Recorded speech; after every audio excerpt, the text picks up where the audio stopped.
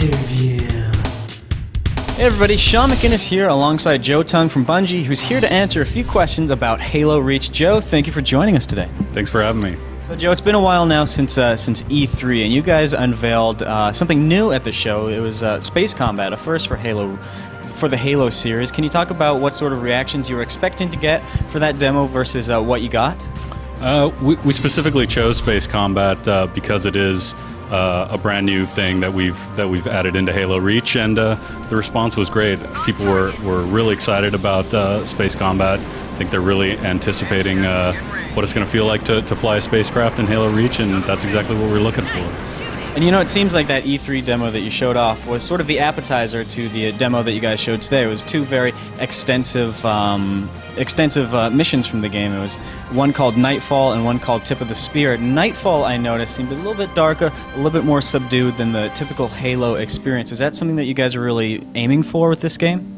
Well, I mean, from the very beginning, we knew that we wanted to make a darker game in general. I mean, we've sort of said from the beginning that fans of the fiction will know sort of the end of the story.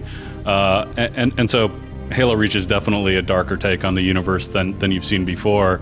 But as far as sort of the progression of missions, you played Nightfall. It's sort of it's nighttime sniper mission, and it rolls right into Tip of the Spear, which is a big vehicle combat, much larger scale battles than you've ever seen before in a Halo game, and that's just sort of an example of the focus that we put into pacing the game.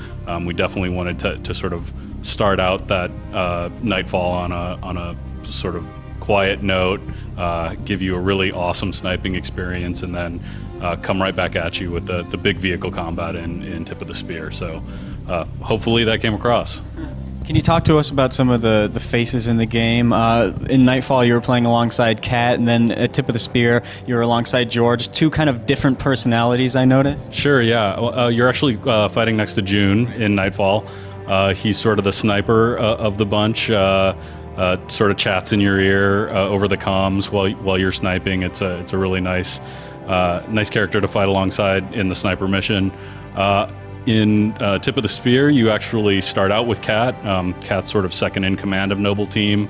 She's very recognizable with her sort of robotic arm, and she's sort of the tactician of the bunch. You eventually hook up with George. He's the big heavy gunner. He's the only Spartan 2 of the bunch, so he's actually about a foot taller than the rest of the Spartans, and you know, he's the guy who you're going to sort of see lumbering around with the giant Gatling gun in the game.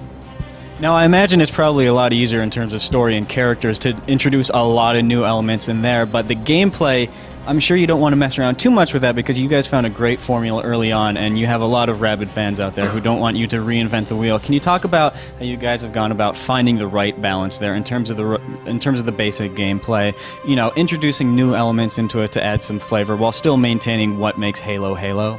Sure, yeah. We absolutely talk a lot about, you know, the delicate balance of pushing the envelope as far as you can to when you ship a new game, and preserving the core of what makes Halo Halo.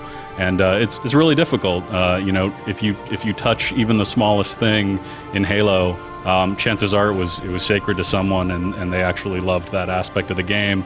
And so I think on Reach we did a really great job of frankly pushing the envelope on gameplay. In multiplayer, you've got multiplayer, firefight, and campaign. You've got the deep integration of armor abilities. You've got loadouts in multiplayer and firefight, and those things sort of fundamentally change the way that you play the game. At the same time, it just complements the tripod, you know, melee, grenades, and your weapon, and so it just harmonizes really well, and I think we made sure we tested it very carefully in the beta, and hopefully it turns out good. So the last question I've got for you is co-op. We definitely can't leave that one out. You've been doing that for a few games now, but it was in ODST where you introduced Firefight for the first time. Has anything sort of rubbed off in terms of, you know, lessons you learned from Firefight, implementing that in the campaign co-op? Well, I think just in terms of raw scale, this is the first time we've ever had everything under one roof. You've got campaign, you've got 4-player co-op supported as always in campaign. You've got Firefight with a bunch of new modes and an insane set of options. We've got competitive multiplayer with Invasion, with loadouts. You guys are about to see some crazy stuff in Forge as well. And that's the first time we've ever put all of that into one box. So absolutely, we learned stuff from the past, but I think you're seeing the culmination of a very experienced team that created Halo and spent 10 years making Halo games, and this is it. This is the culmination of that experience. All right, and when is that culmination going to be available in stores, Joe? Halo Reach hits September 14th. Thanks a lot for your time. Thank you. There you guys have it. That's your look at Halo Reach for today. Stay tuned for more coverage.